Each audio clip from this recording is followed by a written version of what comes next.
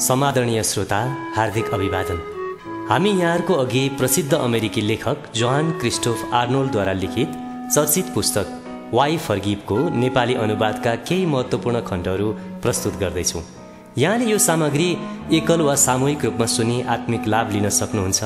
तपाईका साथी वा आफन्तजनलाई सुनाउन सक्नुहुन्छ अनि उहाँहरूसँग यस विषयमा छलफल समेत गर्न सक्नुहुन्छ।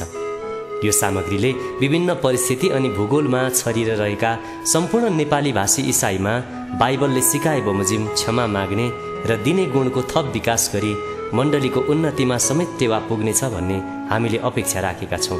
हवस् त, अब सुनौ सत्य घटनामा आधारित पुस्तक वाइ फर्गिभ अर्थात् क्षमा किन।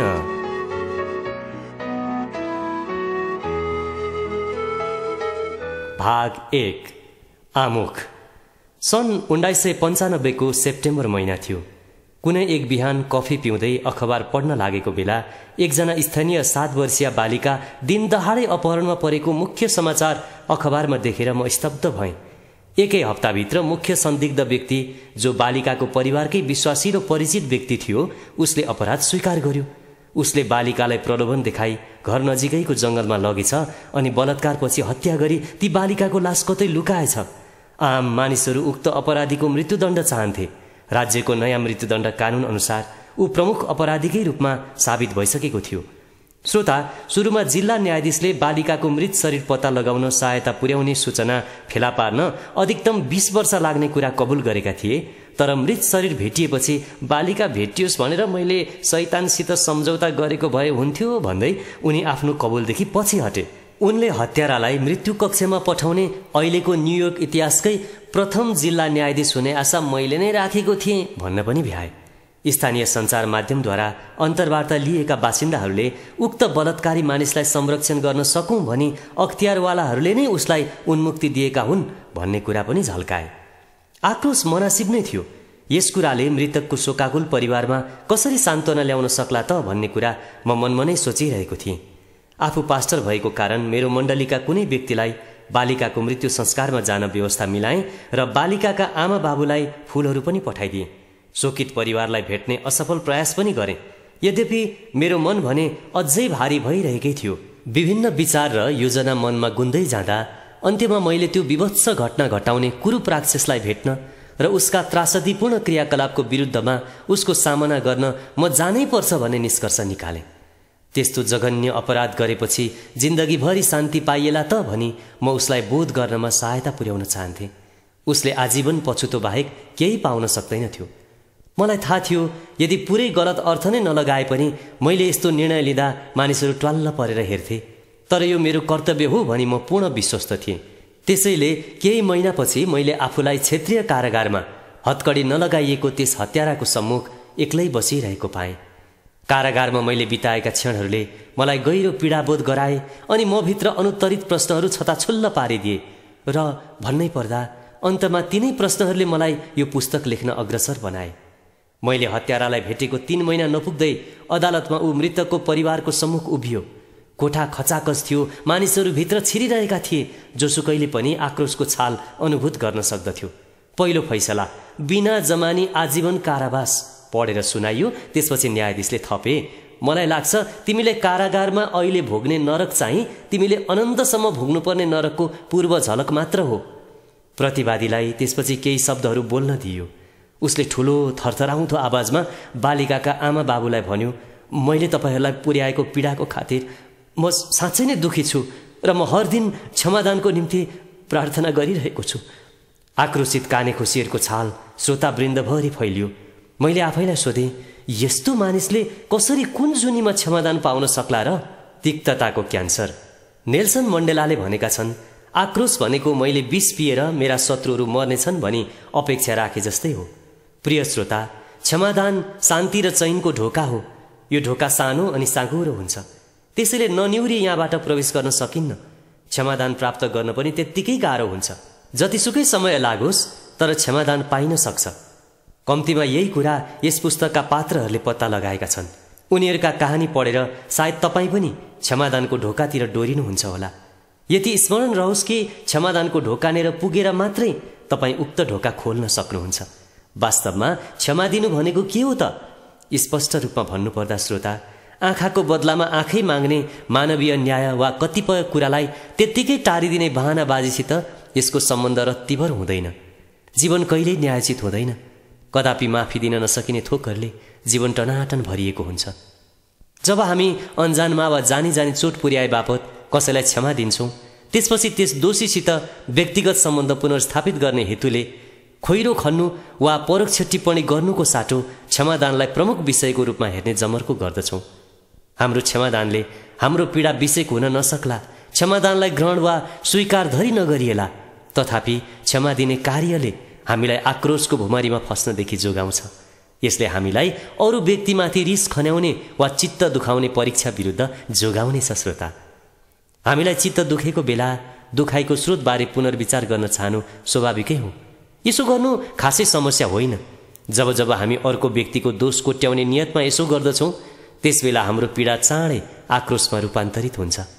हाम्रो पीडाको कारण वास्तविक वा अवास्तविक जेसुकै भए पनि केही छैन, तर त्यसको असर चाहिँ एउटै हुन्छ। पीडा नबाँडिएसम्म त्यसले हामीलाई क्रमिक रूपमा नाश गर्दै हाम्रो वरिपरिको हर थोकलाई नष्ट पार्दछ। हामी सबैलाई तितो स्वभाव भएका मानिसको विशेषता थाहा छ। झट्ट हेर्दा त्यस्ता मानिसहरू शान्त र शालीन देखिन सक्छन्, तर भित्री रूपमा उनीहरू कुण्ठित भावनाले विस्फोट हुनै लागेका हुन्छन्। यस्ता व्यक्तिहरू निरन्तर रूपमा आफ्नै तिक्तताको बारेमा बोलिरहेका हुन्छन्। उनीहरू आफू धेरै पटक साह्रै पीडित भएको ठान्दछन् र यसो हुँदा उनीहरू क्षमाको आवश्यकतादेखि टाढा हुन्छन्। तर सबैभन्दा बढी क्षमादानको खाँचो परेका व्यक्तिहरू यिनै हुन्। श्रोता, उनीहरूको हृदय कुनै बखत तिक्तताले यति साह्रो भरिएको हुन्छ कि उनीहरूसित प्रेम गर्ने क्षमता नै बाँकी हुँदैन। 30 वर्षभन्दा पनि अघिको कुरा, मेरो बुबा र मलाई एकजना मित्रले अब म माया नै गर्न सक्दिनँ भनी दाबी गर्ने एकजना परिचित महिला कहाँ जान अनुरोध गरे। ती महिलाको नाम जेन थियो। जेनका श्रीमान मृत्युशय्यामा पल्टिरहेका थिए अनि उनी श्रीमानलाई ढाडस दिन इच्छा गर्थिन्, तथापि उनलाई भित्रैदेखि केही कुराले रोके जस्तो लाग्दथ्यो। जेन सबैको भलाइ अनुसार सफा मनकी थिइन्। उनी कुशल, पक्का, सक्षम, परिश्रमी र इमान्दार थिइन्। यद्यपि उनीसित कुरा गर्दाखेरि उनी चट्टान चाहिँ असंवेदनशील रहेछन् भन्ने कुरा छर्लङ्ग भयो। उनी साँच्चीकै माया गर्न सक्दैनथिन्। परामर्श दिएको निकै महिनापछि जेनको निष्ठुरी स्वभावको कारण स्पष्ट हुन आयो, उनी क्षमा दिन असमर्थ भएकी रहेछन्। उनी कुनै एउटा मात्रै ठुलो पीडा औलाउन सक्दैनथिन्, तर उनी भावनात्मक रूपमा कुण्ठित थिइन्। भन्नै पर्दा उनी झनै झनै पुरै शिथिल भइसकेकी थिइन् र ससाना हजारौं दुखेसाहरूको समग्र बोझले थिलथिलो भएकी थिइन्। खुसीको कुरा, पछि गएर जेन आफूलाई जित्न र जीवन जिउनको आनन्द पुनर्प्राप्त गर्न सक्षम भइन्। मैले परामर्श गर्न जमर्को गरेको अर्की द्वेषपूर्ण महिला ब्रेन्डाको परिस्थिति फरक थियो। आफ्नै अङ्कलबाट वर्षौंसम्म यौन दुर्व्यवहारको शिकार बनेकी अनि पीडकद्वारा दिएको भोड्काको दैनिक उपहारको कारण मध्यलतले निशब्द बनेकी ब्रेन्डा अन्त्यमा पीडकदेखि उम्कन त सफल भइन्, तापनि उनी अझै भावनात्मक रूपमा उसकै प्रभावमा थिइन्। मैले ब्रेन्डालाई भेट्दाखेरि उनलाई सघन मनोचिकित्सा परामर्श दिएको रहेछ। उनको राम्रो जागिर पनि थियो अनि उनीसित आफूलाई आत्मनिर्भर बनाउन हर प्रयत्न गरेका सहयोगी मित्रहरूको पनि ठूलो सञ्जाल थियो। यो बावजुद पनि उनी समस्याग्रस्त देखिन्थिन्। उनका संवेगहरू रोमाञ्चित हाँसोदेखि हृदय विदारक रोदनसम्म व्यापक ढङ्गमा छिरल्लिरहेका हुन्थे। उनी एक दिन जड्या हुन्थिन्, अर्को दिन चाहिँ उपवास बसेर परहेज गर्थिन्। यसो गर्दा गर्दै उनले बेसरी पिइन्। मैले उनलाई जति राम्ररी बुझ्दै गएँ, उनले आफ्ना कथा व्यथा झनै तन्काइरहेको पाएँ। आफ्नो अङ्कलप्रतिको घृणा त्याग्न इन्कार गरेकोले उनले उही दुराचारी अङ्कलको छाया आफूमाथि पर्न दिइरहेकी थिइन्। श्रोता, मैले सहायता पुर्याउन खोजेका अति जटिल व्यक्तिहरूमध्ये ब्रेन्डा एकजना थिइन्। मैले उनलाई तपाईले आफ्नो अङ्कललाई क्षमा दिन असमर्थ भइरहेसम्म, अर्थात् अङ्कलले तपाईमाथि गरेको दुर्व्यवहारको तथ्यदेखि पर सोच्न सक्नु भएन भने तपाईँ वास्तवमा पीडकको कुप्रभावमा परिरहनुहुन्छ भनी बुझाउन बारम्बार प्रयास गरे, तर मेरा प्रयत्नहरू व्यर्थ भए। उनी अझै क्रोधित र अन्यलग्रस्त हुँदै घोर निराशाको जङ्गलभित्र छिरिन्। अन्ततः आफ्नै घाँटी थिच्ने उद्योग गरेकोले उनी अस्पतालमा भर्ना हुनु पर्यो। यौन दुर्व्यवहारले पारेका चोटहरू निको हुन वर्षौं लाग्दछ। प्राय त्यस्ता चोटहरूले नमेटिने खाटाहरू छाड्दछन्। यद्यपि त्यस्ता चोटहरूले गर्दा आजीवन पीडा वा आत्महत्या निम्त्याइरहनु आवश्यक छैन। ब्रेन्डाको जस्तै हरेक घटनामा पीडित व्यक्तिले क्षमादानद्वारा खुसी र जीवनको नयाँ आयाम प्राप्त गर्न समर्थ हुन्छन्। प्रिय श्रोता, पूर्वी लन्डनका 16 वर्षीय किशोर ग्लेन फिल्डर रेकर्ड कायम गर्ने ट्र्याक च्याम्पियन थिए। साथै उनी लिटन ओरिएन्ट फुटबल क्लबका उदयमान फुटबल खेलाडी पनि थिए। डेभिड बेकामले म्यानचेस्टर युनाइटेडको निम्ति हस्ताक्षर गर्नुअघि उनले त्यही लिटन ओरिएन्ट फुटबल क्लबबाट खेल जीवन सुरु गरेका थिए। तर बेकामले अन्तर्राष्ट्रिय ख्याति कमाउँदै गए अनि त्यही सडकमा हुर्की बढेका र आजसम्म पनि प्रख्यात व्यक्तित्वहरूसित घनिष्ठ सम्बन्ध भएका फिल्डर आफू जिन्दगीभरि कुँजो अनुभव गर्न एक दिन निन्द्राबाट बिउजे। अब हामी तिनै ग्लेन फिल्डरको भनाइ सुनौँ। उनले भने, जनवरी 1987 फोर्ड कम्युनिटी हलमा मलाई भोजमा निमन्त्रणा गरिएको थियो। म भोजको सुखद कल्पनामा डुबिरहेको थिएँ र त्यहाँ साह्रै रमाइलो भयो। मध्यरात हुनु केही समयमै म साथीसित हिँडेँ। त्यसपछि 7-8 जना व्यक्तिहरूसित झगडामा मुछ्यौँ। हामी एकातिर मोडिएर हिँड्दै गयौँ। हामी झगडामा होमिन चाहन्नथ्यौँ, तर बाटोदेखि 100 गज वा त्यस्तै तल एकजना जवान व्यक्ति ढलमा पल्टिरहेको भेट्यौँ। त्यसैले हामी रोक्यौँ। ऊ बेसरी कुटिएको रहेछ। म मेरो कोट उसको टाउको मुनि राखिदिन निहुरिएँ र मेरो साथी चाहिँ एम्बुलेन्सलाई फोन गर्न नजिकैको भवनतिर दौडियो। हामी सहायता पाइएला भनेर कुरिरहेका थियौँ। त्यसबेला हाम्रो पछाडिपट्टि भिडन्त झन चर्किँदै गयो। भिडन्त छेउैमा आइपुगेकोले म ठिङ्ग उभिएँ। उभिएको मात्रै थिएँ, मेरो ढाडमा अचानक नमिठो प्रहार अनुभव भयो। त्यसपछि त म बेहोस भएछु। वास्तवमा मेरो मेरुदण्डमा छुरा रोपिएको रहेछ। छुरा प्रहार गरेपछि 3-4 जना केटाहरूले मलाई निर्घात कुटपिट गरी बेसरी लात्तीले हिर्काए अरे, तर मलाई ती कुनै कुरा हेक्का छैन। जब मेरो होस खुल्यो, म त भाँचिएको मेरुदण्ड लिएर अस्पतालमा पो पल्टिरहेको रहेछु। म अस्पतालमा लट्ठ्याउने औषधिद्वारा 2-3 हप्ता बसेँ। मेरो अवस्था सामान्य हुँदै गर्दा मेरो बुबाले मलाई तिमी जिन्दगीभरि व्हील चेयरमै बस्नुपर्ने भयो भनी एक दुःखद खबर सुनाउनु भयो। मेरो संसार चकनाचुर भयो। मेरो मुटु भित्रैदेखि फाटे झैँ लाग्यो। फुटबल मेरो जीवन थियो। अब म फेरि कहिल्यै खेल्न नसक्ने भएँ। मैले यति साह्रो दुर्दशाको त कल्पना पनि गरेको थिइनँ। 11 महिनापछि म अस्पतालदेखि निस्कदा पनि मेरो अवस्था उस्तै थियो। फुटबलबारे सोच्दा समेत मन अमिलो हुन्थ्यो। मैले मेरो पुरानो फुटबल टिमका फोटाहरू धुजा पारेर च्यातिदिएँ र मेडलहरू पनि हुर्याइदिएँ। म टेलिभिजनमा खेलहरू हेर्न समेत सक्दिनथेँ। श्रोता, ग्लेन फिल्डर आक्रमण प्रकरणमा 6 जना जवान व्यक्तिहरू समातिए। तीमध्ये 18 वर्षको ठिटालाई 6 वर्षको जेल सजाय दिएको थियो। यद्यपि उसले 4 वर्ष मात्रै जेल सजाय भुक्तान गर्यो। यस विषयले ग्लेन आक्रोशित हुनु आश्चर्य थिएन। अकारण आक्रमणको लागि 6 वर्ष जेल? कहाँनिर न्याय भयो त? आखिर म त जिन्दगीभर कैदी बनिएँ। आजीवन अपाङ्गताको शिकार भएँ। म प्रतिशोध चाहन्थेँ। त्यस चाहनाले मलाई विषाक्त तुल्यायो। म भित्र प्रतिशोधको विष फैलियो। अन्ततः लगभग 1 वर्षपछि ग्लेन फिल्डर घर जान र सामान्य जीवनको थोरै आवासतिर फर्कने प्रयासको लामो यात्रा थाल्न समर्थ भए। त्यसपछिको घटनाको विषयमा उनको भनाइ सुनौँ। स्टोक्सम्यान डेभिली बेलायतकी उत्कृष्ट पुनर्स्थापना कक्षहरू भएको राम्रा अस्पतालहरूमध्ये एउटा अस्पतालमा पर्दथ्यो। उनीहरूले म जस्तो कम्मरदेखि तल्लो भाग नचल्ने व्यक्तिलाई सकेसम्म उपचार गरे। तर साँचो भन्नुपर्दा मलाई मेरो जीवन सिद्धिए झैँ लाग्यो। अन्तमा मेरो जीवनमा राम्रो सुधार आयो। मैले थुप्रै जागिरहरूमा आवेदन दिएँ। सुरुमा निजामती सेवामा काम गरेँ। मेरो मन त्यहाँ रमाएन। म एक ठाउँमा नबस्ने प्रकृतिको मानिस थिएँ। तर मेरो निम्ति अन्य विकल्प नै के थियो र? त्यसपछि मैले स्टेसनरी कम्पनीमा जागिर खाएँ। म त्यहाँ विक्रेता थिएँ। त्यही समयमा हालकी मेरी श्रीमती जुलीसित त्यही मेरो भेट भयो अनि पछि हामीले घरजम गऱ्यौँ। त्यस अवधिमा जिन्दगीमा मडारिरहेको परिस्थितिसँग जुझ्नु पर्दथ्यो। हेर्नुहोस्, मलाई देख्नेहरूले यो व्यक्ति विकलाङ्ग रहेछ भनी तुरुन्तै थाहा पाइहाल्थे र सोध्नेहरूलाई म छुरा आक्रमणले गर्दा भनेर जवाब दिन्थे। तर म भित्र आगो चाहिँ दन्केको रिस मैले उनीहरूलाई कहिल्यै बताउन नसकेको, उनीहरूले कहिल्यै देख्न नसकेको कुरा थियो। म वर्षौंसम्म पिरोलिएँ। त्यो आक्रमणकारीलाई यसरी मार्ने भन्ने कल्पना गर्दै म ओछ्यानमा पल्टिने गर्दथेँ।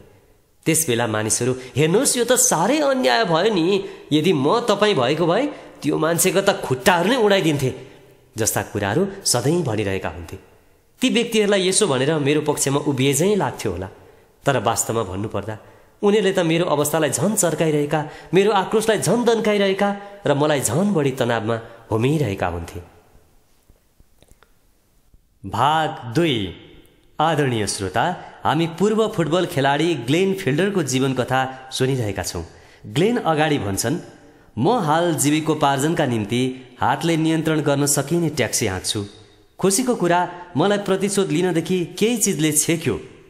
त्यो के थियो मलाई थाहा छैन, तर मलाई प्रतिशोध लिनदेखि रोक्ने चिजको निम्ति परमेश्वरलाई धन्यवाद।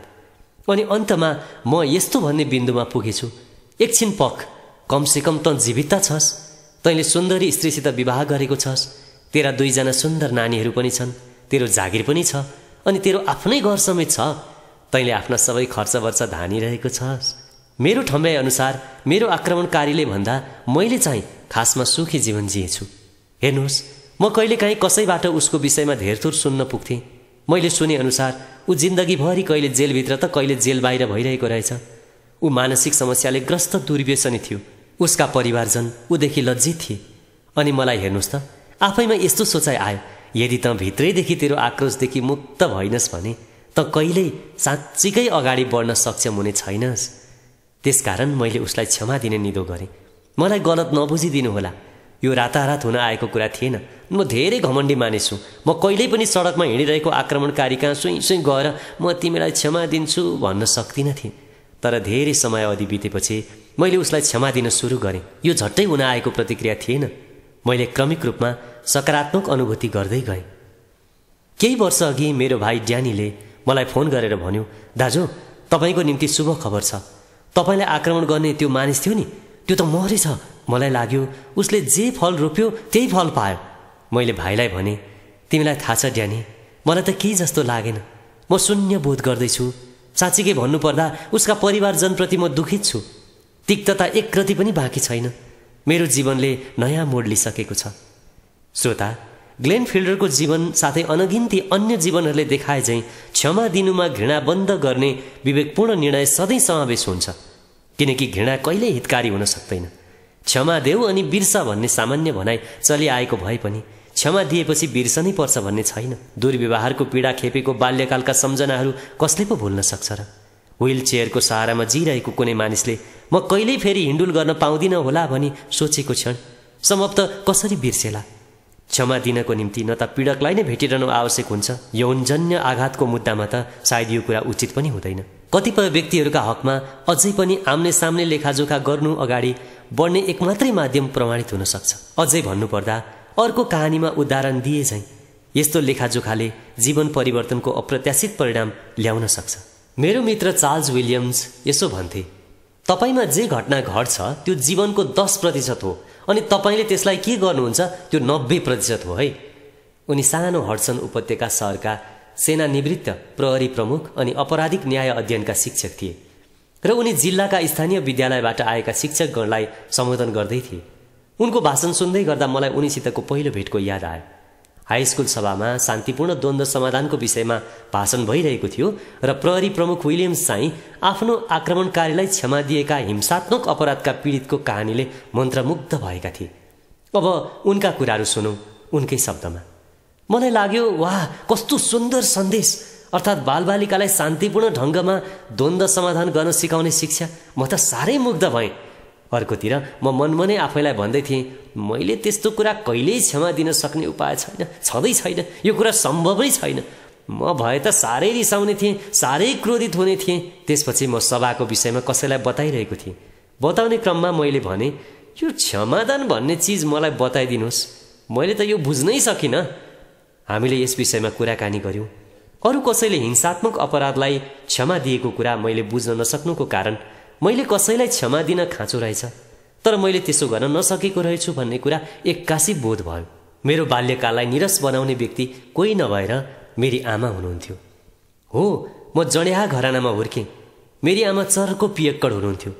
मैले चर्को शब्द चलाउनुको अर्थ उहाँ मातेपछि भाँडाकुँडाहरू हुर्याउनुहुन्थ्यो।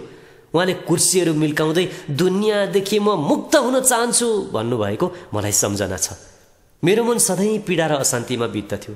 एकपल्टको कुरो, मेरी आमा झगडा गरी घर छोडेर जाने हुनुभयो। बाले घरबाट भाग्न लागे कि मेरी आमालाई छेक्ने कोसिस गर्नुहुँदा आमा आफ्नो कोट स्वाट्ट खोलेर उम्कनु भयो। मेरो बाले उहाँलाई समात्नै भ्याउनु भएन। मेरी आमा 2 दिनसम्म बेपत्ता हुनुभयो। उहाँ जिउँदो वा मरेको कस्तो अवस्थामा हुनुहुन्छ भन्ने हामीलाई थाहा थिएन। हामी चिन्तामा डुब्यौँ। त्यति बेला म किशोर भइसकेको थिएँ। म उहाँसित अनि यो संसारसित पनि अप्रसन्न थिएँ। म त्यही उहाँप्रतिको आक्रोशमा झुमिरहेँ। आमाप्रतिको मेरो उक्त आक्रोश कति व्यर्थको रहेछ भन्ने त मैले पछि पो चाल पाएँ। आमालाई मैले क्षमा दिनु आवश्यक रहेछ भनी क्रमिक रूपमा चेतना खुल्दै आयो। तर यो कुरा चाल पाए तापनि मलाई 5 वर्ष लाग्यो। आखिर किन त? कारण म वर्तमानमा बाँचिरहेको थिइनँ। यदि तपाईँ क्षमा दिनुसित यसको सम्बन्ध के छ त भनी जान्न चाहनुहुन्छ भने मलाई बताउन दिनुहोस्। तिक्तताको कारण तपाईँले मानसिक रूपमा आफूलाई सधैँ विगततिर नै घिसारिरहेको हुनुहुन्छ। तपाईँ घरिघरि बारम्बार मानिसहरूले तपाईँलाई गरेका वा भनेका थोकहरूमा दुखी भइरहनुहुन्छ अनि कुनै समयमा विगत र वर्तमानमा एकैचोटि जीवन जिए जस्तै कालान्तरमा कोही पनि दुईवटा स्थानहरूमा जीवन जिउन नसक्ने हुन्छ। यसले तपाईँलाई चिहानतिर हुत्याउनेछ। मेरो स्थितिमा प्राय सक्दो सम्हालिए तर बेला बखत असफल भइरहन्थे अनि त्यसपछि सबै थोक लथालिङ्ग हुन्थ्यो। यस्तो घटना त बारम्बार भइरहन्थ्यो। एक दिन त अति नै भयो। मङ्गलबारको दिन थियो। म आफ्नो गृहनगर लङ आइल्यान्डतिर हुइकिएँ अनि त्यहाँ पुग्न लगभग 15 मिनट टाढा छँदै आमालाई फोन गरेँ। मेरो उहाँको जवाब दिने फोनमा सम्पर्क भयो। सोचेँ ठिक छ, अब मसित फोन नगर्ने बहाना भइहाल्यो। म झन्डै मोडी नै लागेको थिएँ तर मनभित्रबाट एउटा आवाज आयो, होइन होइन, समय अहिले नै हो। त्यसैले मैले उहाँलाई खबर छोडेँ। उहाँले प्रत्युत्तर स्वरूप मलाई तुरुन्तै फोन गर्नुभयो। लामो कहानीलाई छुट्याउने उद्देश्यले घर गएँ अनि बसेँ अनि मेरो बाल्यकाल त्रासदीपूर्ण तुल्याउने महिलालाई क्षमा दिएँ। म तपाईँलाई एउटा कुरा बताउन सक्छु, क्षमा दिनु सजिलो थिएन। अर्कोतिर मेरै सामुको व्यक्ति जो चाहिँ मेरो मनको आँखा अनुसार निर्दयी हेराइ भएकी उन्मादपूर्ण राक्षसनी चाहिँ लाग्ने व्यक्ति, निमेषमै अशक्त रोगी, अक्सिजन लगाएकी वृद्ध महिला, फोक्सो रोगले जीवन मरणको दोसाँधमा छटपटिरहेकी महिलाको रूपमा परिवर्तन हुन पुगिन्। उहाँ मैले कहिल्यै नपाएको आमा बन्न पुग्नुभयो। फेरि भन्नुपर्दा श्रोता, उहाँलाई क्षमा दिनु सजिलो थिएन। मैले कारण भनिहालेँ। म उहाँलाई घृणा गर्थेँ, एकदमै घृणा गर्दथेँ। त्यस घृणाले मलाई व्यक्तिगत रूपमा असर पार्यो। श्रीमान श्रीमती छुट्टिने गरी मेरो वैवाहिक जीवनलाई प्रभावित तुल्यायो। यसले मेरो असल बाबु बन्ने क्षमतालाई प्रभाव पार्यो। यसले सबै कुरालाई कलुषित बनायो। केही समय नबित्दै प्रहरी प्रमुख विलियम्सकी आमाको टाउकोमा ट्युमर र कलेजोमा क्यान्सर पत्ता लाग्यो।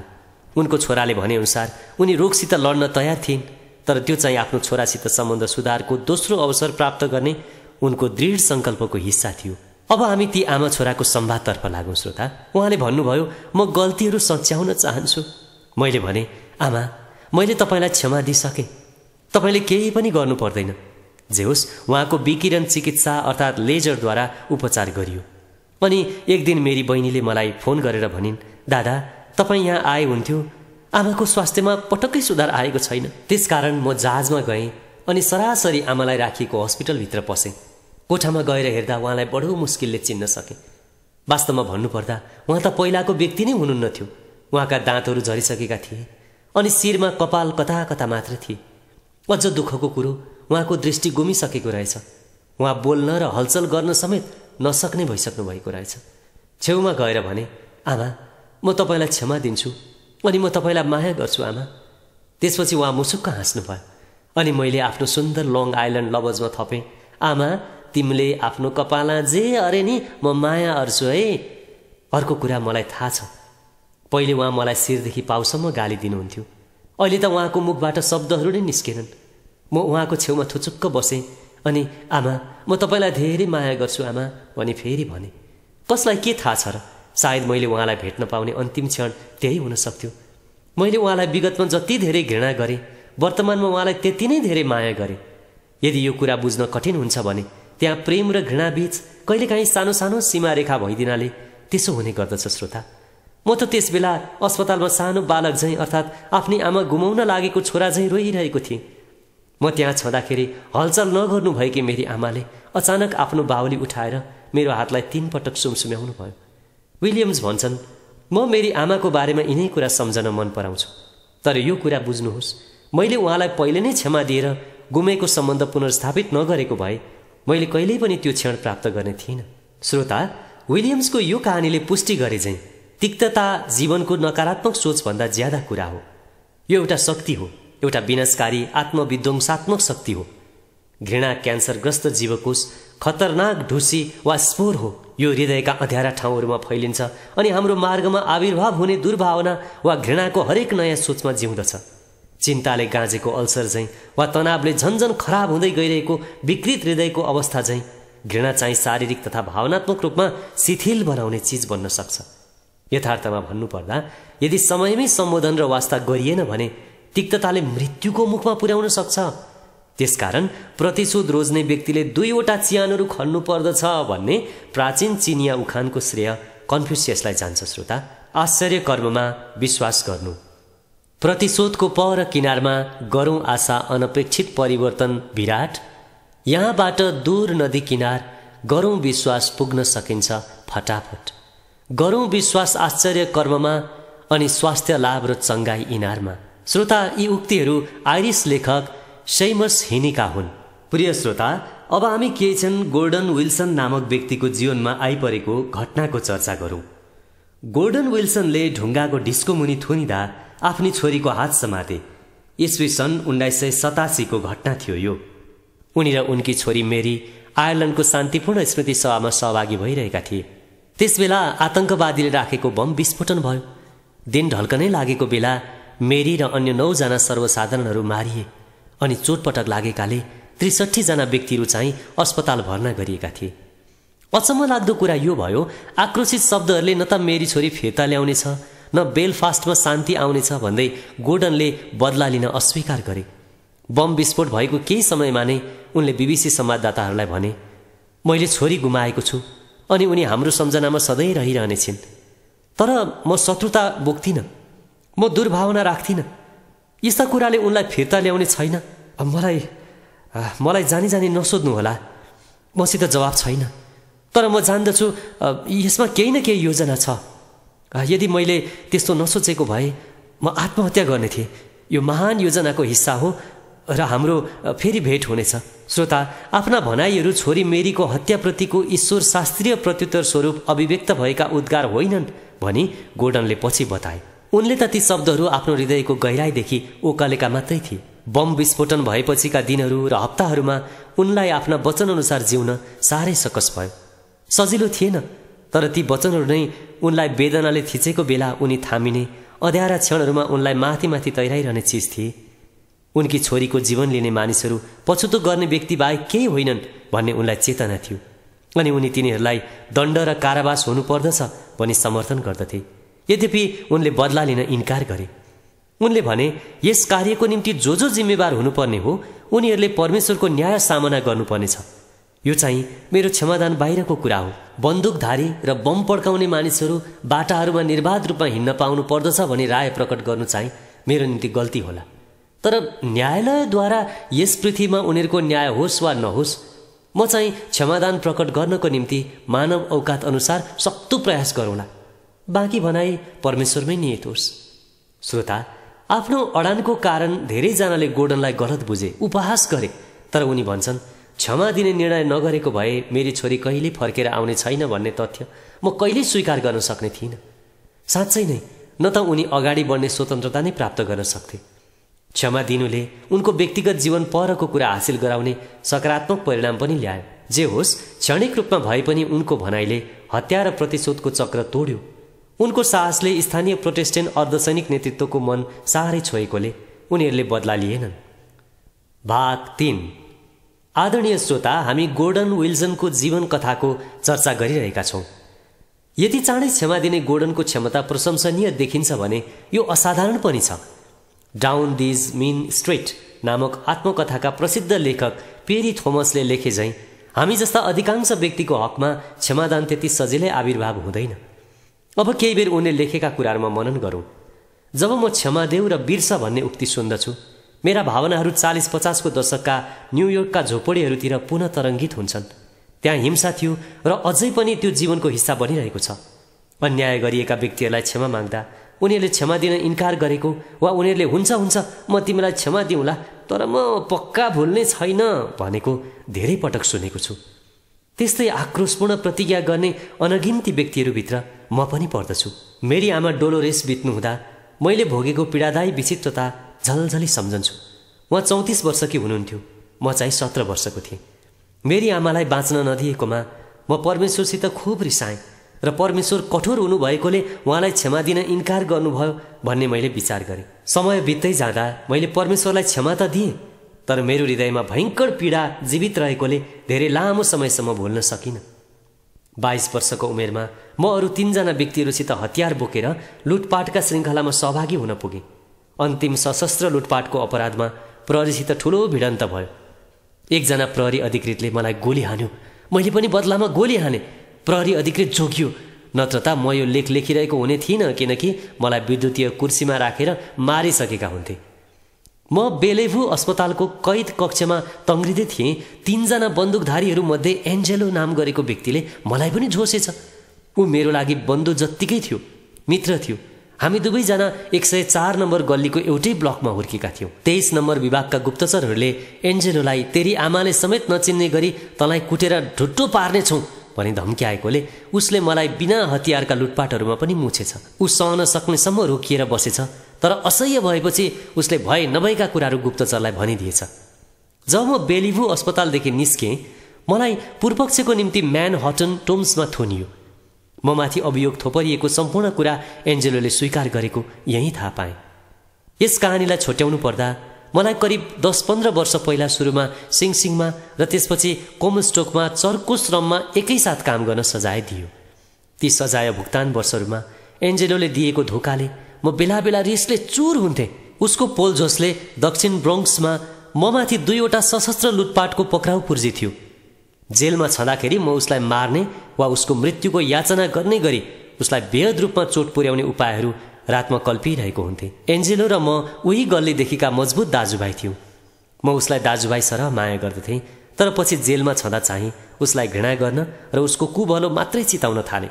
सत्य बोल्नु पर्दा म वर्षौंसम्म ती हिंसालु भावनाहरू विरुद्ध लडेँ अनि यस्ता उग्र विचारहरू मेरो मस्तिष्कदेखि हटुन् भनेर प्रार्थना पनि गरेँ।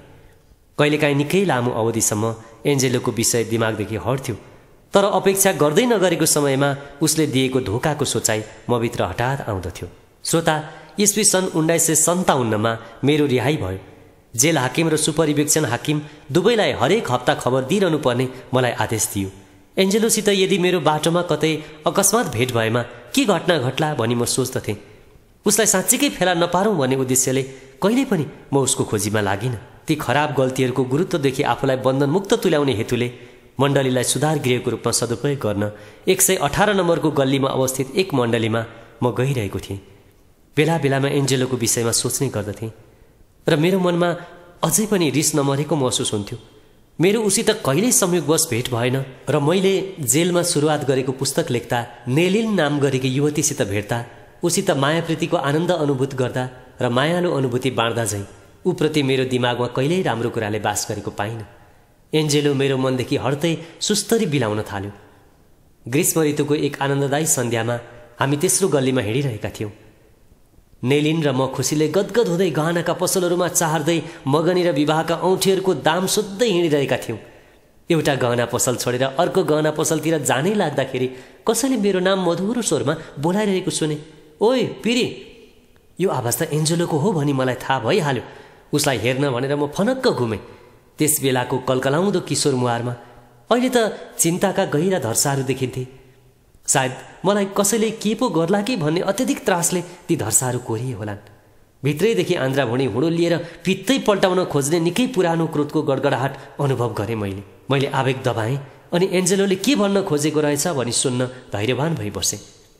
नेलिनले मेरो ध्यान खिच्न मेरो पाखुरा तानी र आँखाको भावले सोधी, तिमी मसँग तिमीलाई साह्रै रिस उठेको मान्छे भनेर कुरा गर्थ्यौ नि, के यो उही हो? उसले खुसुक्क भने, कृपा गर पिरी, हामीले कुराकानी गरेको नबिर्स। मैले स्वीकृति जनाएँ अनि एन्जेलोतिर फनक्क फर्केँ। अत्यधिक त्रासले होइन, तर धेरै समयदेखि भन्न प्रतीक्षा गरिरहेको कठिन कुरा बताउन साह्रै जरुरी परे झैँ उसले पीडा बोकेथ्यो। उसको आवाज मधुर थियो। उसले विनयी भावमा भन्यो, पिरे, मैले माया गरेको हरेकलाई चोट पुर्याएको छु र तिमी पनि तीमध्येमा पर्दछौ। प्रहरी चौकीमा मलाई उनीहरूले बेसरी कुट्न लागे। मैले सहनै सकिनँ। मैले तिमीलाई झोसेकोमा क्षमा दिन सक्छौ बन्धु? मलाई फसाएपछि पनि बन्धु भनेर बोलाउने आँट कसरी गर्न सकेको होला भनी मनमनै गुन्दै उसका आँखामा हेरिरहेँ। तर उसले मलाई फेरि बन्धु भनेकोमा खुसी पनि थिए। यदि तिमीले क्षमा दिएनौ भने म स्वीकारै गर्नेछु, तर म भित्र साहस बटुल्न मलाई धेरै समय लाग्यो। यदि तिमीले मलाई क्षमा दिएनौ भने पनि म माथि कृपा गर भनी मैले अझै अनुरोध गर्ने कोसिस गर्नै पर्छ। तिमी के भन्छौ पिरी? मैले एन्जेलोको नजरमा एकहोरो हेरिरहेँ। नेलिनले मेरो हात चिमोटेको चाल पाएर मात्रै जवाब दिए। मेरो हृदयबाट निस्केका शब्दहरूले मेरो आत्माबाट अजङ्गको भारी उचाली दिए अनि त्यसपछि मैले मेरो आत्मा निर्बन्धन उडेको अनुभूति गरेँ। हुन्छ बन्धु, म तिमीलाई क्षमा दिन्छु। म लगायत हामी सबै तोडिने बिन्दुमा आयौँ। त्यसैले परमेश्वरको सत्यता बमोजिम बन्धु, म तिमीलाई क्षमा मात्रै दिन्न, तर तिम्रा गल्तीहरू पनि सम्झने छैन। यो कुरा मेरी आमाको समाधि स्थललाई साक्षी राखेर भन्दछु। एन्जेलोका आँखाबाट भलभल्ती बगेका आँसुहरू मेरा आँसुसित प्रतिस्पर्धा गरिरहेका थिए। धन्यवाद पिरी, तिमीलाई अपराधमा मुच्ने मुटु भएकोमा मैले आफ्नै हिम्मतलाई धिक्कारेको छु। यदि मैले त्यसो नगरी बस्न सकेको भए तिमीलाई धोका दिनुको साटो प्रहरीहरूले मलाई कुटेरै मार्ने थिए। मलाई क्षमा दिई मेरा भुलहरू बिर्सिदिएको निम्ति तिमीलाई धन्यवाद छ बन्धु।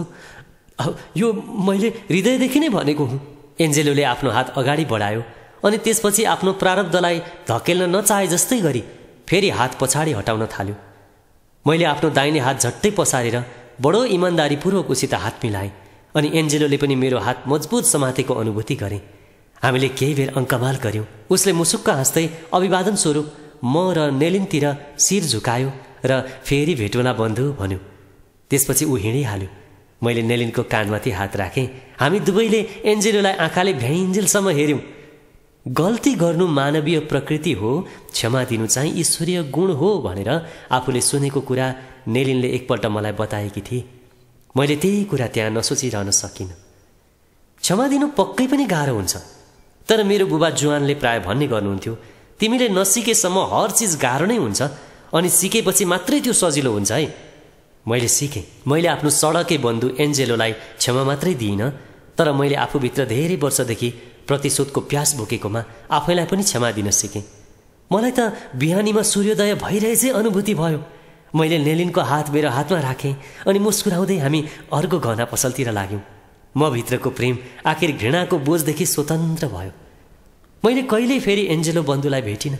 ऊ अर्कै सहरतिर लाग्यो र दुःखको कुरो, चर्को ब्याजवाला साहुको तिर्नुपर्ने पैसाको कारण उसको हत्या भएको खबर केही वर्षपछि थाहा पाएँ। एन्जेलोलाई क्षमा दिन पाएकोमा म सधैँ खुसी रहनेछु। सबैभन्दा कठोर कारागार चाहिँ अक्षमाशील मन र आत्माको कारागार रहेछ भनी जान्न पाएको छु मैले। हामीले क्षमा दिनु आवश्यक हुन्छ भनेर जान्दा जान्दै पनि कहिलेकाहीँ हामी क्षमा दिन नसक्ने दावातिर लाग्दछौँ। हुन सक्ला यो त सन्तहरूलाई मात्रै अति गाह्रो, अति कठिन पर्ने चिज होला, तर हामी बाँकीको हकमा त्यसो हुँदैन। हामीलाई लाग्छ एक एक पटक गर्दै हामी धेरैचोटि चोट पुर्याएका वा उल्टा अर्थ लगाएका हुन्छौँ। हाम्रो पक्षको कहानी जति सुनिनु पर्ने हो त्यो सुनिएको हुँदैन। मेरो हकमा गोर्डन र पिरीका कहानीहरूको सुन्दर पक्ष भनेको उनीहरू आफ्ना विकल्पहरू लेखाजोखा गर्नतिर लागेनन्, तर झट्टै क्षमा दिने निर्णयतिर लागे र उनीहरूले आफ्ना हृदयका गहिराईदेखि नै क्षमा दिए। अर्को घटनामा पनि यस्तै भएको छ।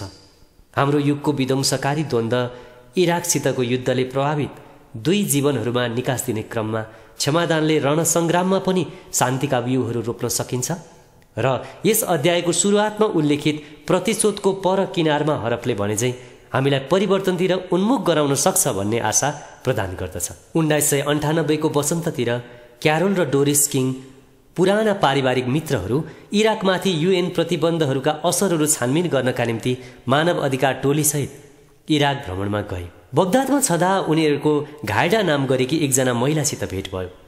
मैले सुने अनुसार उनी अन्य आमाहरूले भन्दा बढी कष्ट भोग्नु परेकी महिला थिइन्, तर पनि उनी क्षमा दिन तम तयार थिइन्। खाडी युद्ध चर्किरहेको बेला अमेरिकन स्मार्ट बमले भेदन गरी बगदादको विशाल बलियो ढलानयुक्त आश्रयस्थल अल अमारियाको समाहारमा घाइडाले 9 जना नानीहरू गुमाएकी थिइन्। बम आक्रमणमा 1000 भन्दा बढी सामान्य नागरिकहरू हताहत भएका थिए। तीमध्ये अधिकांश महिलाहरू र बालबालिका रहेका थिए। आज घाइडाले त्यहाँका त्रासदीपूर्ण दृश्यहरू, चरम तापले मानव शरीर पग्लिएर छ्याप्प पर्खाल ढाकिएका मधुरा मानव आकृति देखिने ठाउँहरूमा विदेशी पर्यटकहरूलाई आश्रयस्थल भग्नावशेषहरू देखाउन डुलाउने गर्छिन्, जसले गर्दा उनीहरू भावी बम विस्फोटन विरुद्धमा बुलन्द आवाज निकाल्ने छन् भन्ने उनको आशा छ। घाइडासँगका यात्राहरूमध्ये एउटा यात्रा गरेपछि 3 छक्क परेका क्यारोल र डोरिसले अमेरिकाले उनका परिवार र उनका मानिसहरूलाई जे गर्यो त्यसको निम्ति उनीहरूलाई क्षमा दिन आग्रह गरे। दोस्रो विश्वयुद्धका बम विस्फोटका घटनाहरूमा युरोप उडेका भूतपूर्व वायुसेना अधिकृत क्यारोलले मुख्य गरी आफू पनि त्यस अपराधको भागीदार भएको अनुभूति गरे। हात कमाउँदै घाइडालाई अङ्कमाल गरेर क्यारोल अचानक क्वाँ रुन थाले। घाइडाले रुँदै भनिन्, म तपाईँलाई क्षमा दिन्छु। मानवीय भाषामा भन्नुपर्दा घाइडालाई कहिल्यै न्याय मिल्ने छैन। मरेका 9 जना नानीहरूको कसले पो क्षतिपूर्ति गर्न सक्छ र? उनी निश्चितै आफ्ना नानीहरूलाई कहिल्यै भुल्न सक्दिनन्। तर हामीलाई क्षमा दिनुहोस् भनी उनलाई अनुरोध गर्ने 2 जना मानिसहरूको हृदयले गर्दा उनले शान्ति भेट्टाइन्, कसैले दाम दिन नसक्ने चिज पाइन्। भाग 4, घृणाको चक्रलाई नष्ट गर्नु।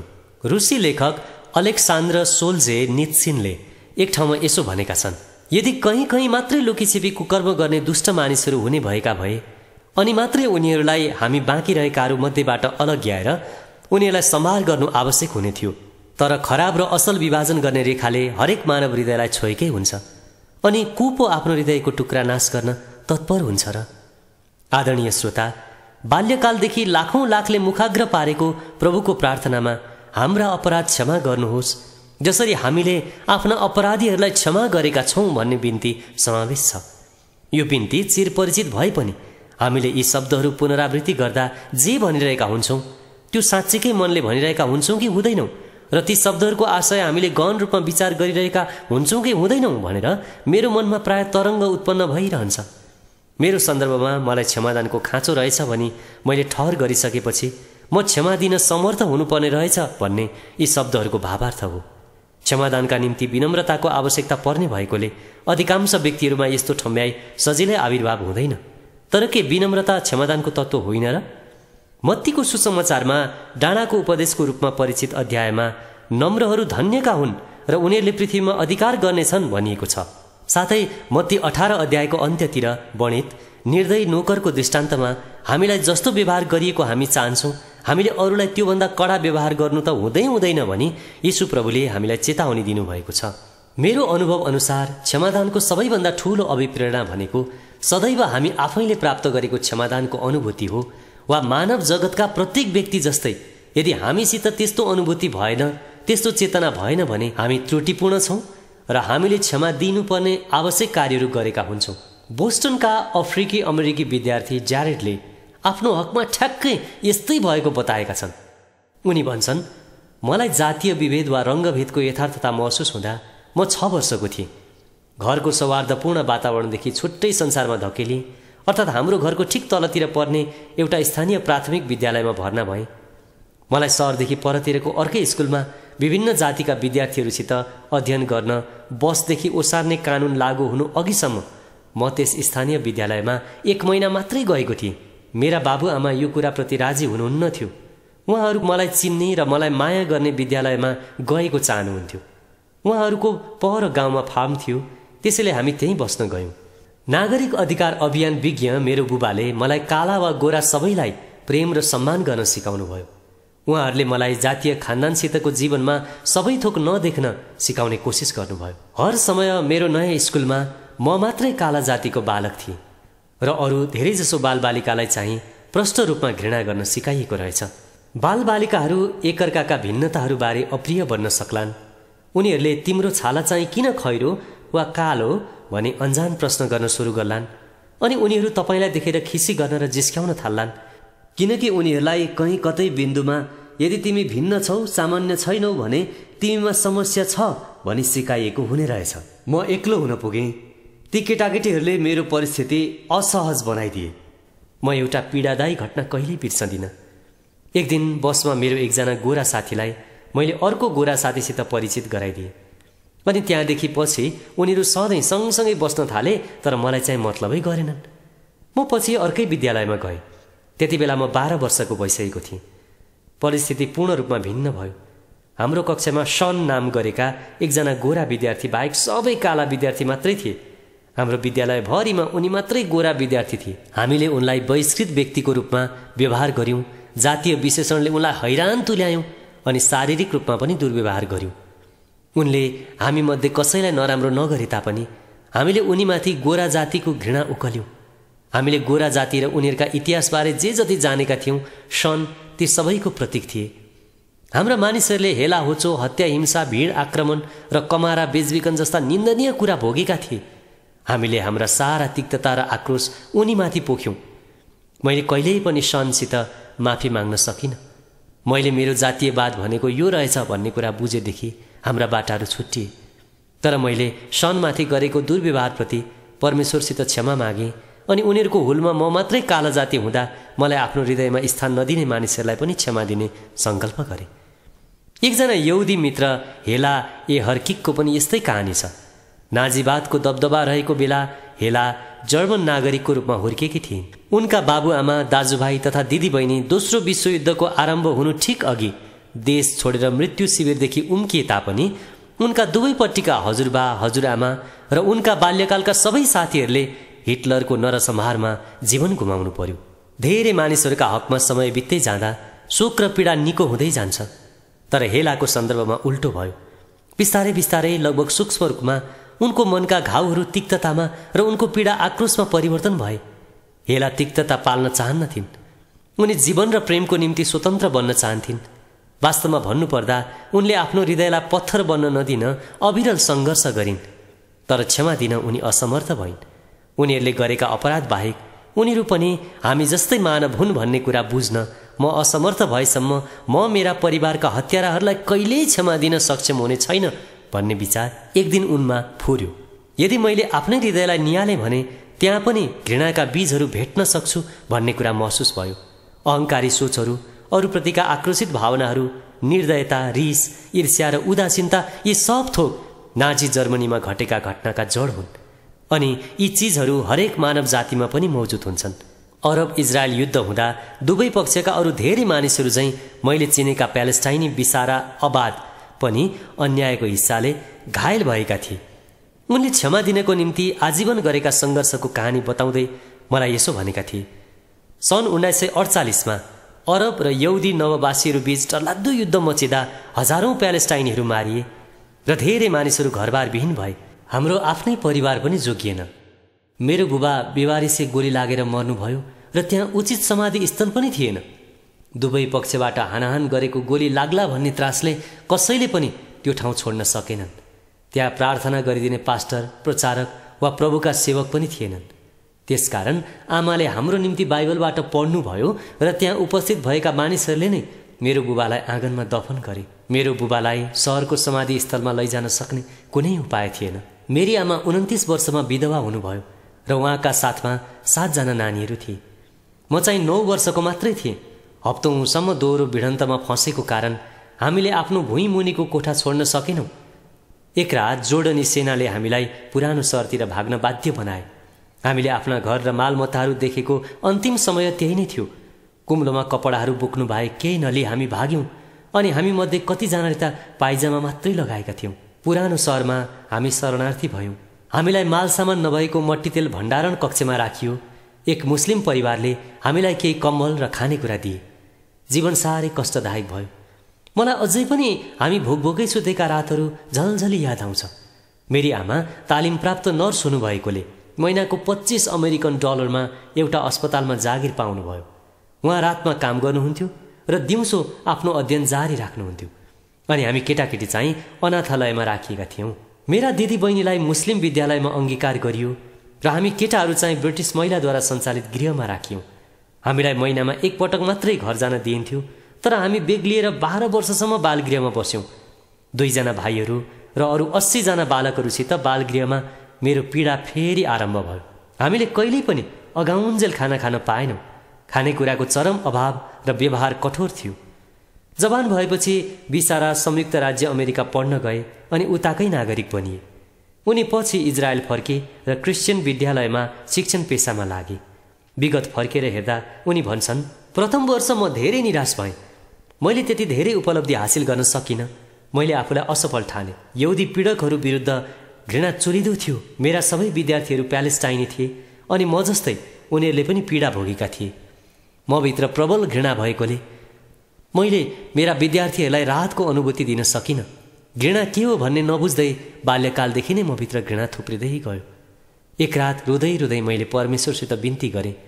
मैले यहुदीहरूलाई घृणा गरेकोमा र घृणालाई मेरो जीवनमा पालेर राखेकोमा परमेश्वरसित क्षमा मागे। परमेश्वरले तुरुन्तै मेरा नैराश्य, आशाविहीनता र घृणा हटाइदिनु भयो अनि तिनका ठाउँमा प्रेमले भरिदिनु भयो। आत्मसंरक्षण र व्यक्तिवादलाई महत्त्व दिने संस्कृतिमा अधिकांश व्यक्तिहरूले बिसाराले उल्लेख गरे झैँ क्षमादानको उपहास गर्दछन्। बरु उनीहरू क्षमादान दिनुको सट्टा खुम्चिएर थुनिएर अगाडि बढ्न असमर्थ भई हलचल नगरी बस्छन्। उनीहरूले क्षमा दिन नचाहेर जानी जानी त्यसो गरेका हुन् वा उनीहरू पीडामुक्त हुन असमर्थ भएर हुन्, त्यो आफ्नो ठाउँमा छ। तर दुवै तरिकामा उनीहरू भित्रभित्रै कसिएका हुन्छन् र अन्त्यमा उनीहरूका मानसिक पीडाको एउटै मात्र समाधान छ, आशा हराएको बेला उनीहरूका सामु स्वतन्त्रताको आशा राख्नु र त्यही स्वतन्त्रतामा विश्वास गरिरहनु। यरुसलेमका प्यालेस्टाइनी पुजारी नाइम आटिकले यसो भनेका छन्, जब मानिसले कसैलाई घृणा गर्छ त्यसको शक्तिले उसैलाई निल्छ र ऊ पूर्ण रूपमा घृणाको वशमा हुन्छ। घृणा र आक्रोश विरुद्ध जुधिरहनुहोस्। कुनै समयमा तपाईँको जित हुनेछ त कुनै समयमा तपाईँले पराजित अनुभूत गर्नुहुनेछ। घृणासित जुझ्न अत्यन्तै गाह्रो हुन्छ, तथापि घृणालाई कहिल्यै तपाईँलाई पूर्ण रूपमा गाँच्न नदिनुहोस्। प्रिय श्रोता, प्रेम र क्षमादानको आज्ञा अनुसार जिउने प्रयत्न कहिल्यै नरोक्नुहोस्। येशू प्रभुको सन्देशको तागतलाई प्रभावहीन नतुल्याउनुहोस् अनि उक्त स्वर्णिम सन्देशको परित्याग नगर्नुहोस्। क्षमादानले हामीलाई कमजोर तथा दुर्बल तुल्याउने होइन, बरु क्षमा दिने र क्षमा माग्ने दुवैका निम्ति क्षमादान शक्तिदायक हुन्छ। क्षमादानले अत्यन्तै कठिन परिस्थितिहरूमा विश्रान्ति ल्याएर प्रतिशोध र मानव न्यायका पहिलीहरूलाई एकातिर थन्क्याइदिन्छ अनि हृदयमा शान्ति नवीकरण गर्छ। आफ्ना उत्पीडकहरूलाई आशिष दिनु। केही विचारका चौतारीमा मानिस अन्योलपूर्ण उभिन्छ, खासमा मानिसहरूको पापको दृश्यमा, अनि मानिसले बल प्रयोग गर्ने कि विनीत प्रेम गर्ने भन्ने जान्न लालायित हुन्छ। सधैँ विनीत प्रेम प्रयोग गर्न निर्णय गर्नुहोस्। यदि तपाईँ त्यसो गर्न सदालाई सङ्कल्पित हुनुहुन्छ भने तपाईँले पुरै संसार अधीन गर्नुहुनेछ। प्रेममय नम्रता उत्पातै बलियो, सबैभन्दा बलियो हुन्छ अनि यो जस्तो अरू केही पनि छैन। श्रोता, यो भनाइ हो रसियन लेखक फ्योदोर दोस्तोभस्कीको। श्रोता, सुसमाचारका पुस्तकहरूको खण्डमा येशू प्रभुले हामीलाई तिम्रा शत्रुहरूलाई प्रेम गर मात्रै होइन, तर तिमीहरूलाई सताउनेहरूलाई पनि आशिष देऊ भनी सिकाउनु भएको छ। यो एउटा उपदेश मात्रै होइन। क्रुसमा टाँगिरहनु भएको बेला येशू प्रभुले पिता, यिनीहरूलाई क्षमा दिनुहोस् किनकि यिनीहरू जे गर्दैछन् सो जान्दैनन् भन्ने उहाँको अचूक क्षमाशील बिन्तीले देखाए झैँ उहाँले आफूले जे प्रचार गर्नुभयो सो अभ्यास समेत गर्नुभयो।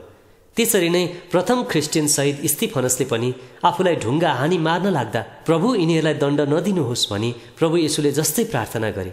प्रेरित 7 अध्याय पदहरू 59 र 60। भाग 5। प्रिय श्रोता, धेरैजसो व्यक्तिहरूले क्षमाशील प्रवृत्तिलाई आत्मघाती मूर्खता ठानेर दिमागबाटै हटाइदिन्छन्। हामीलाई हानि गर्न वा मार्न उद्धत व्यक्तिलाई हामीले कसरी र किन अँगाल्नुपर्छ र? उसित आत्मरक्षाको खातिर किन नजुझ्ने त? अनि तुलनात्मक सुरक्षा र स्वतन्त्रतामा जिरहेको हामी जस्तो व्यक्तिले पीडित मानिसहरूलाई तपाईँहरूले आफ्ना पीडकहरूलाई क्षमा दिनुपर्छ भनी सल्लाह दिने साहस कसरी गर्न सकौँला? त्यसो भन्ने अधिकार हामीसित छैन। तर येशू प्रभुले चर्चा गरिरहनु भएको प्रेम चाहिँ सीमाहीन छ। श्रोता, यो प्रेमले मानव न्याय र समानताका सीमाहरू पार गर्दछ र प्रतिकूल आशाविहीन परिस्थितिहरूबाट छुटकारा दिन्छ। जब हामी आफूलाई घृणा गर्नेहरूलाई प्रेम गर्दछौँ, एउटा प्राचीन हिब्रू उखानले भनेअनुसार हामी उसको टाउकोमा बनिरहेका कोइलाहरू थुपार्दछौँ।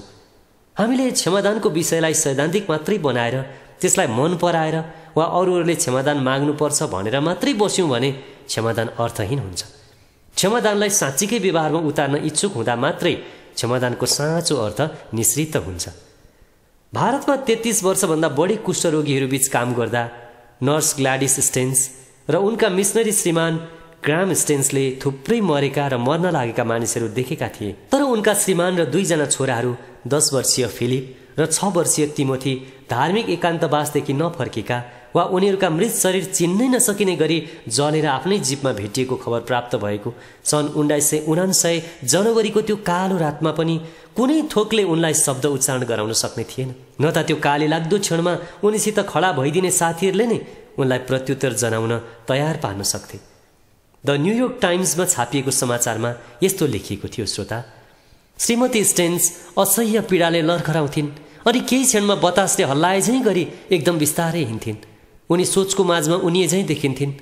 अन्ततः उनले आफ्नो स्थिति थरथराउँदो आवाजमा बताइन् र भनिन्, जसले यस्तो गरेको भए पनि हामी उनीहरूलाई क्षमा दिनेछौँ। हिन्दू र मुस्लिम बीच अधिक जसो चर्किरहने धार्मिक हिंसाको देश भारतभरि उनको भावुक अभिव्यक्ति जीवन्त विश्वासको उदाहरणको रूपमा व्यापक तारिफ गरिएको थियो। श्रोता, हत्याकाण्ड र क्रिस्चियन विरुद्ध गरिएका आक्रमणहरूको व्यापक घटनासित जोडिएको काण्ड सम्बन्धी छानबिन अगुवाई गर्ने सर्वोच्च अदालतका न्यायाधीश DP बाधवाले समेत श्रीमती स्टेन्सको तारिफ गरेका थिए।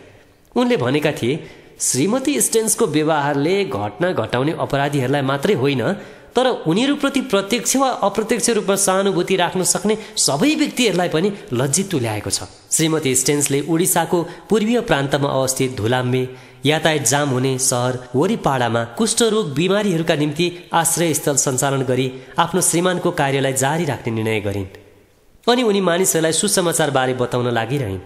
परमेश्वर न्यायी र धर्मी हुनुहुन्छ अनि परिस्थिति आइपर्दाका बखतमा ईश्वरीय उद्देश्यहरू बुझ्न नसकिए पनि तिनमा ईश्वरीय उद्देश्यहरू मौजुद हुन्छन् भनी उनले निर्धक्क साथ भनेकी छिन्। वास्तवमा परमेश्वरले उनका छोराहरू र श्रीमानलाई किन लैजानुभयो सो कुरा उनले अझै बुझेकी छैनन्। प्रश्नहरू उनका मनमा बुर्लुक्क उफ्रिदिन्छन्, सोचहरू तेर्सिदिन्छन्, तर उनी जवाब खोजिनिधितिर भन्दा पनि तिनलाई एकातिर थन्काउने कोसिस गर्दछिन्। म मनमा नै सोध्छु, मेरो श्रीमान र मेरा छोराहरूको कस्तो मरण भयो होला भनी। के म त्यत्तिकै सोचमा डुबिरहँ? उनीहरूलाई पहिला मारियो होला कि जिउँदै जलाइयो होला? के म आक्रोशित छु? के म क्रुद्ध छैन? मलाई थाहा छैन। आफूलाई गहिरो सोचमा डुब्न नदिई म समस्यासित जुझ्छु। कहिलेकाहीँ म निराशामा डुब्न पुग्छु। अब उनीहरू यहाँ रहेनन्, म मेरा छोराहरूसित खेल्न सक्दिनँ। म दिन प्रतिदिन बाइबल र प्रार्थनाद्वारा अघि बढ्छु। पहिला सुत्नु अघि म मेरो श्रीमानसित कुराकानी गर्न सक्थेँ। अहिले चाहिँ परमेश्वरसित कुराकानी गर्छु, आफ्ना सारा दुःखहरू बिसाउँछु अनि अगाडि बढ्न उहाँले मलाई सामर्थ्य र ज्ञान बुद्धि दिनुहुन्छ। आफ्ना श्रीमान र छोराहरूको जसले हत्या गरेको थियो उनीहरूका विषयमा तिनले भनिरहन्, म उनीहरूले गरेका कार्यलाई क्षमा दिन सक्छु, तर उनीहरूका पापलाई क्षमा गर्न सक्दिनँ। येशू प्रभुले मात्रै उनीहरूको पाप क्षमा गर्न सक्नुहुन्छ र यसको निम्ति यिनीहरूले प्रभुसँगै क्षमा माग्नुपर्ने हुन्छ। हजारौं व्यक्तिहरू उपस्थित अन्त्येष्टिमा परिवारजनका 2 जना जीवित व्यक्तिहरू श्रीमती स्टेन्स र उनकी 13 वर्षीय छोरी एस्थरले समाधिस्थलसम्म आफू सँगसँगै गएको विशाल भिडको सामु उभिएर एउटा लोकप्रिय भजन गाए। श्रोता, because he lives I can face tomorrow, because he lives all fear is gone. अर्थात् म भोलि झेल्न सक्छु किनकि उहाँ जीवित हुनुहुन्छ, सबै डरहरू बिति गए किनकि उहाँ जीवित हुनुहुन्छ। धेरै व्यक्तिहरूलाई दुर्बोध्य लागे पनि ग्लाडिस स्टेन्सको क्षमादान र सहिष्णुताको बारेमा नसुनिएको होइन। क्षमादानको अर्को सत्य घटना पनि श्रोतालाई सुनाऊ है। मैले केही वर्ष अघि सन् 1965 को पूर्वार्धका त्यही दिनहरूमा सेल्माका बालबालिकाद्वारा आयोजित क्षमादानको अद्भुत कार्यबारे पढेको थिएँ।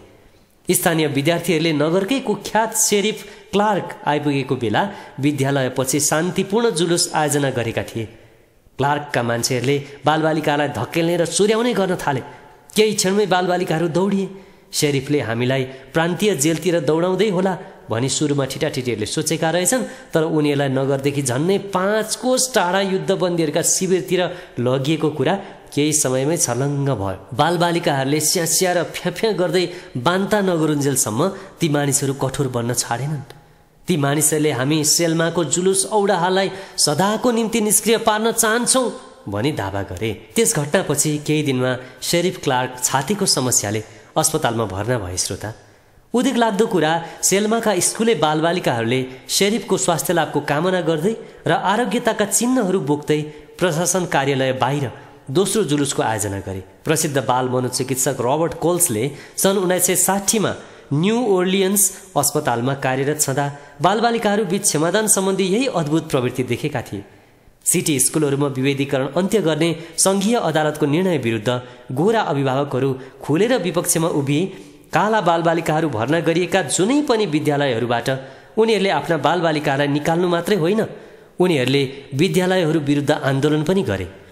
रुबी ब्रिजेज नाम गरेकी 6 वर्षीय बालिका आफ्नो स्कुलकी एकमात्रै अफ्रिकी अमेरिकी विद्यार्थी थिइन्। हप्तौँसम्म उनलाई सङ्घीय प्रहरीहरूद्वारा सुरक्षा दिए स्कुल पुर्याउनु पर्दथ्यो। अपमानजनक शब्दहरू उक्कल्ने क्रूर गोरा अभिभावकहरूको पङ्क्ति भएर जाँदै गर्दा उनले केही शब्दहरू भुनभुनाउँदै हिँडेको उनका शिक्षकले देखे। यो कुरा शिक्षकले कोल्सलाई बताउँदा यिनी के भन्दैछिन् त भनी कोल्सलाई जिज्ञासा लाग्यो। सोद्धाखेरि रुबीले भनिन्, म मेरा गोरा साथीहरूका आमा बुबाका निम्ति प्रार्थना गर्दै हिँडेकी हुँ। कोल्स अकमक्क भए। तर किन त? तिनले जवाफ दिइन्, किनकि उहाँहरूलाई प्रार्थनाको खाँचो छ। श्रोता, क्रुसमा टाँगिँदै गर्दा यीशु प्रभुले, पिता यिनीहरूलाई क्षमा दिनुहोस् किनकि यिनीहरूले के गर्दैछन् सो जान्दैनन् भनी उच्चारण गर्नुभएका शब्दहरू उनले मण्डलीमा सुनेकी थिइन् र त्यही कुरालाई उनले हृदयमा राखेकी थिइन्। मैले हालसालै आफूलाई खेदो गर्नेहरूलाई मात्रै होइन, तर ती व्यक्तिहरूले आफूलाई मार्नु अघि नै उनीहरूलाई क्षमा दिइसकेको एकजना व्यक्तिको अद्भुत कहानीको बारेमा रोमका ट्रापिस्ट मतका मठ अधिकृत जेम्स क्रिस्टेन्सनद्वारा जान्न पाए। अल्जेरियामा सक्रिय GIA नामक उग्र मुस्लिम गुटले सन् 1996 मे महिनामा जेम्सका ट्रापिस्ट सङ्घीहरूमध्ये 7 जनालाई एटलास पर्वतमालामा अपहरण गरे अनि उनीहरूले फ्रान्सले हाम्रा विभिन्न कैदी नागरिकहरूलाई मुक्त नगरेसम्म हामी तिमीहरूलाई बन्धक बनाइराख्नेछौँ भनी धम्की दिए। अनेकौं हप्ताहरू बिते र पनि फ्रान्स सरकारले स्वीकार गरेन। अन्तमा GIA ले ती बन्धकहरूलाई शिरोच्छेदन गरी मारे अथवा शिर काटेर मारे। फ्रान्स पुरै आतंकित भयो अनि देशैभरिका हरेक क्याथोलिक चर्चले भिक्षुहरूको स्मृतिमा एकैचोटि घन्टीहरू बजाए। मलाई उक्त दुःखद घटनाले असाध्यै द्रवीभूत तुल्यायो श्रोता। यद्यपि 2 वर्ष अघि नै यस्तो घटना हुनेछ भनी अव्यक्त रूपमा चित्रण भइसकेको थियो। अल्जेरियन मठका मठ अधिकृत क्रिस्चियन डी चेर्जले आफूले केही समयमै हिंसात्मक मृत्यु भोग्नुपर्नेछ भनी अझै पूर्व चेतावनी पाएका थिए। त्यसैले उनले आफ्नो भावी हत्याको निम्ति क्षमा दिँदै पत्र लेखे, त्यसमा छाप लगाए अनि त्यस पत्रलाई आफ्नी आमाको साथमा फ्रान्समा छाडे। उनको हत्या भइसकेपछि मात्रै खोलिएको पत्रको अंश यस्तो छ श्रोता। यदि यो कुनै दिन हुनै पर्ने घटना हो र आजै भइदिएको भए अल्जेरियामा बस्ने सारा विदेशीहरूमाथि अहिले कालो बादल चाहिँ मडारिरहेको आतंकको शिकार म हुने हो भने म, मेरो समुदाय, मेरो मण्डली, मेरो परिवारले मेरो जीवन प्रथम त परमेश्वरलाई अनि अल्जेरियालाई बलि स्वरूप अर्पण गरिएको हो भनी सम्झुन् अनि यस्तो अत्याचारपूर्ण मृत्युप्रति हाम्रा जीवनदाता तथा एकमात्रै मालिक अनभिज्ञ हुनुहुन्न भनी स्वीकार गरून्। म यही चाहन्छु। जब त्यो घडी आउँछ, परमेश्वर र मेरा सङ्गी मानवको तर्फबाट मलाई क्षमा माग्न अनुमति दिने मसित स्पष्ट स्थान रहोस्, साथै मलाई प्रहार गरी मार्नेलाई पनि मेरो सारा हृदयले क्षमा दिन सकौँ भनी म प्रार्थना गर्दछु। म यस्तो मृत्युको कामना गर्दिनँ। यो कुरा भन्न मलाई महत्त्वपूर्ण लागिरहेको छ। यदि मैले माया गरेका अल्जेरियन मानिसहरूलाई अन्धाधुन्ध रूपमा मेरो हत्याको अभियोग लगाइँदा म कसरी आनन्द मनाउन सकौँला र? मलाई हतार हतारमा अव्यावहारिक भनी मूल्याङ्कन गर्नेहरूलाई मेरो मृत्युले प्रमाणित गर्न स्पष्ट रूपमा यसरी भन्न देऊस्, उसले यस बारेमा के सोच्दो रहेछ अहिले उसैलाई भन्न दिउँ। तर तिनीहरूले जान्नै पर्छ कि यो जीवन गुमे पनि म परमेश्वरलाई धन्यवाद दिन्छु। अहिलेदेखि नै मेरो जीवनमा हरेक थोकको निम्ति तपाईँलाई धन्यवाद भनिएको वाक्यांशमा आफ्नो कर्मबोध नभएको मेरो अन्तिम घडीको मित्र तिमीलाई म निश्चित रूपमा समावेश गर्नेछु। तिम्रो मुहारमा उहाँकै मुहार झल्कने परमेश्वरको सामु तिम्रो उल्लेख गर्नेछु अनि हामी दुवैका पितालाई खुसी लागेमा हामीले एक अर्कालाई आनन्द धाममा प्रसन्न असल चोरहरूको रूपमा भेट्न सकौँला। डी चेर्स को थिए र शान्ति तथा क्षमादान सम्बन्धी उनको दर्विलो सुनिश्चितताको स्रोत के थियो? उनको धार्मिक सम्प्रदायको पुस्तक दि मङ्क्स अफ तिबिराइन अनुसार डी चेर्सलाई फ्रान्सेली सेनाका शान्ति स्थापना दलहरूमा ईस्वी सन् 1959 अल्जेरिया पठाएको समय नै उनको शान्ति तथा क्षमादानको स्रोतको सुरुवात थियो। उनी त्यहाँ रहँदाखेरि उनले मोहम्मद नाम गरेका मुस्लिम प्रहरीलाई साथी बनाए अनि त्यसपछि राजनीति, संस्कृति र ईश्वर शास्त्र सम्बन्धी छलफल गर्न उनीहरू साप्ताहिक घुमफिरमा सँगसँगै हिँड्न थाले।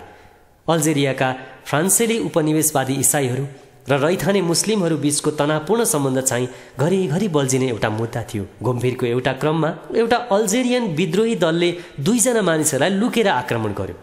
वार्लाङ्गे सैनिक पोसाक लगाएका डी चेर्सलाई मेरो अन्त्य आएछ भन्ने पक्का भयो।